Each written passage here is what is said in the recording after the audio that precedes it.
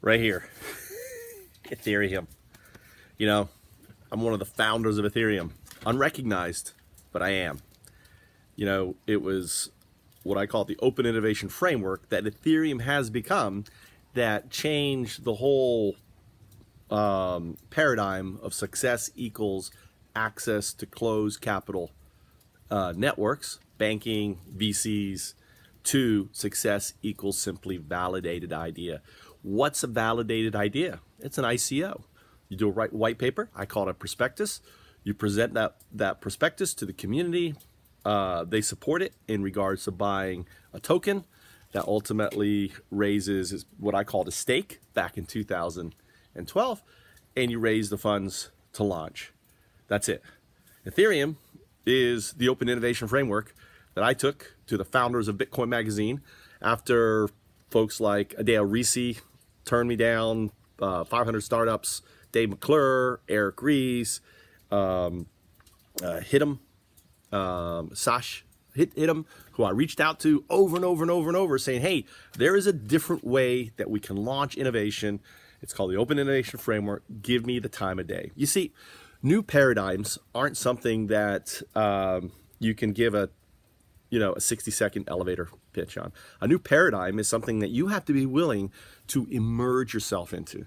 And Miha Ulisi did exactly that. And he is actually the co-founder of Ethereum. And he spent weeks and weeks submerging himself into the Open Innovation Framework. And it's because of that pattern that the dressmaker Vitalik and others launch what we call now the blockchain, which is in fact the Open Innovation Framework. Now, why is the Open Innovation Framework that important? And why am I so excited, even though my idea was taken, used, and I was never given credit? Well, it doesn't matter about the credit. The simple fact is, if we're going to change our current economic paradigm, we needed to be able to launch a new one in parallel to it. Because the old one, unfortunately, which we developed during the Industrial Revolution, is not systemically flawed, which means the system isn't broken. No, it's endemically or inherently flawed. So if I was to use an example of that, let's say I look at this tire right here, okay? Now, if I was to take a nail and stick it in the top here, right? I could fix that. That's a systemic problem right there. I can fix that. Now, if I take a knife and slash the sidewall, that's an inherent problem. And there's absolutely nothing that I can do to fix that. I got to replace the tire. That right here is our economic system right now. It is inherently, and here are my damn chickens crawling up a fit here. So they hear me out here. They're like, let me out. I want to come out. So what does it mean having the ability now to bring about a new economic system? Well, you could say that our current economic system is written on something called proof of ROI. Okay, proof of ROI, or CAGR. CAGR, compounded annual growth rate. Everything that we do right now in our whole economic system is written on this one little line of code called CAGR. So our markets, our businesses, our startups, even everything we have right now on the blockchain, we call proof of stake and proof of work, are both written on CAGR. So that's a problem. God damn it. Let's go talk to these chickens. You know, I can't make a video. What do you guys? Oi.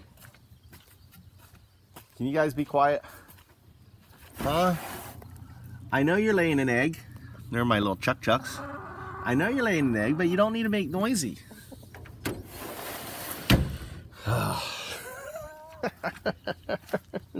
Celebrating. I'm laying an egg. Let the world know I'm laying an egg. So, CAGR.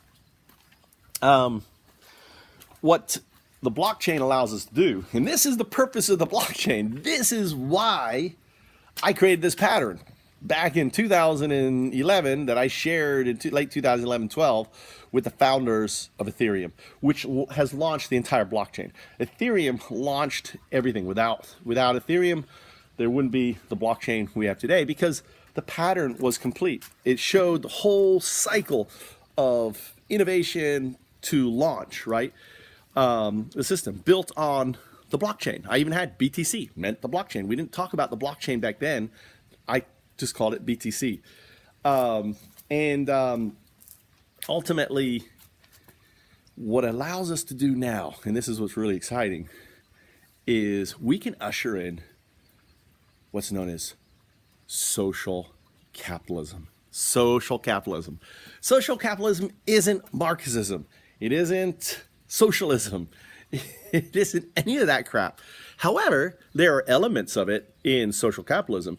Social capitalism basically says that basically corporations should pay for everything, right? That's what social capitalism is that we should ultimately have a say in our corporations, and corporations should fund it all. It shouldn't go to the 1%.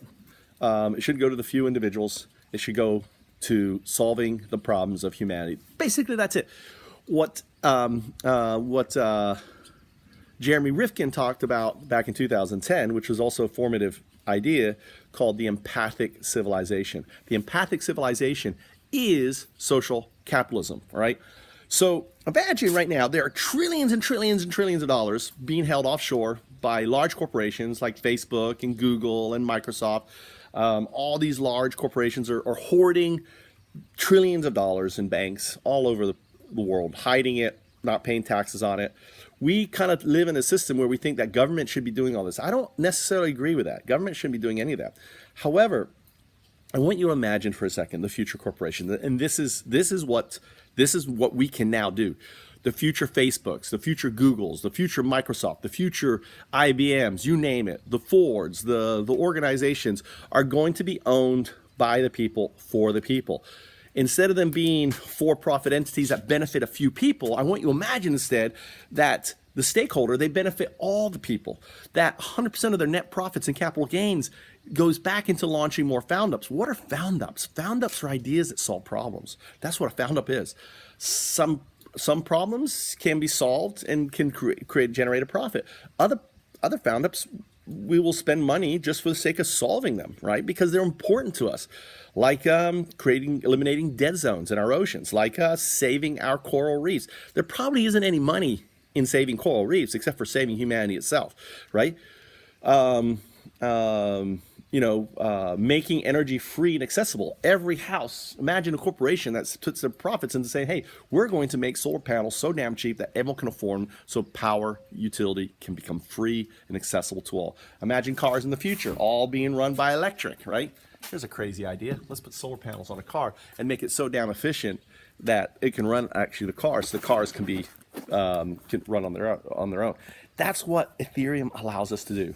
Ethereum's whole point is to usher in social capitalism. How do we usher in social capital? Well, that's the why of the blockchain. The why is social capitalism.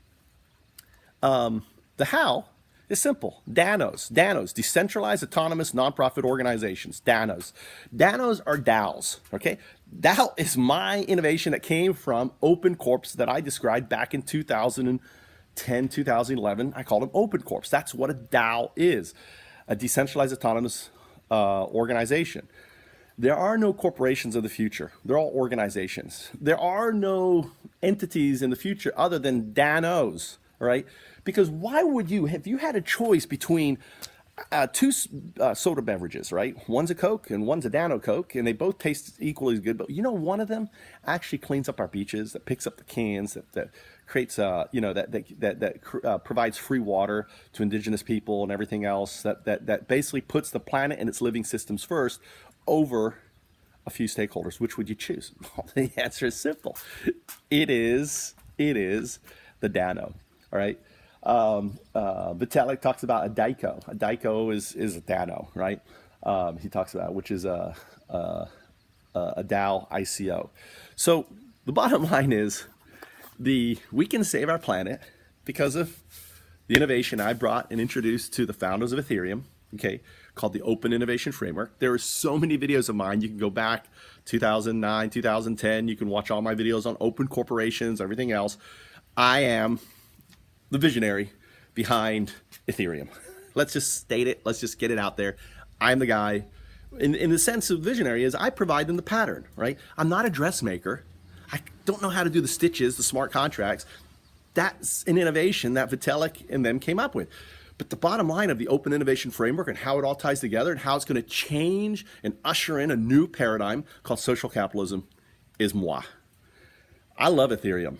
I love Vitalik. I love Michal Lisi, because without them, we can't save the planet.